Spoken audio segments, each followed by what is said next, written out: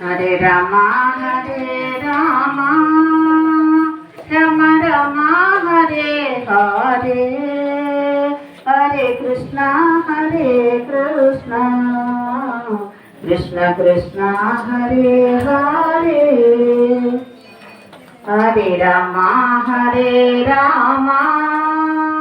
రామ రామ హరే హరే హరే కృష్ణ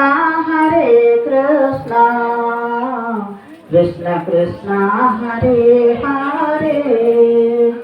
మా అక్కడ ఎల్లరెడ్డిపేటలో నామము అనేటువంటిది చాలా చాలా ప్రేమైనటువంటి గోవిందరాజు అనేటువంటి ఒక స్వామి కూడా 24 గంటలు 50 సంవత్సరాలు నామం చేయించిండు. కాబట్టి అక్కడ మేము కొంచెం గుమ్మడికాయలో ఆవగింజ ఎంతనో అంత కొంచెం అంటింది. కాబట్టి ఈ మహాత్ముల చేత కూడా మంచి మాట వినాలి తప్ప మాకు బాగా తెలిసిన కాదు. వైరాగ్యం అంతకు లేదు.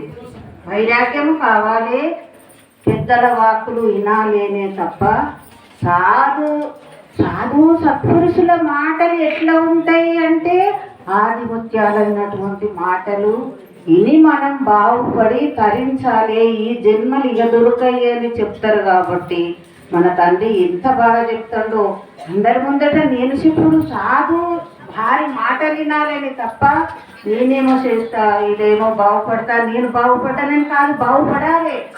ఎట్లా బాగుపడాలంటే మహాత్ముల చేత ఇన్ని బాగుపడాలి. రాజా రామచంద్ర భగవానికి హరే రామ రామ రామ హరే హరే హరే కృష్ణ కృష్ణ కృష్ణ హరే హరే హరే రామ